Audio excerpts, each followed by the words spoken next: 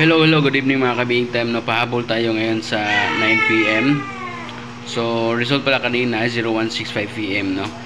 So, ngayon meron tayong pahabol sa 9 PM today.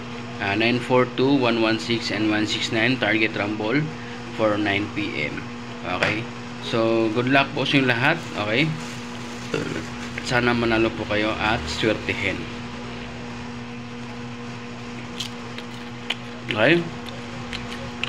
So, paki-like and share and subscribe sa YouTube channel, okay? Maraming salamat po sa inyo lahat. So, paki-rumble.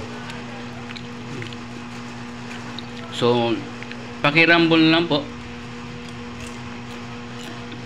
Baka sasabog tonight, di ba? At pwede kayo manalo. Okay, maraming salamat. God bless you all. Bye bye. Thank you.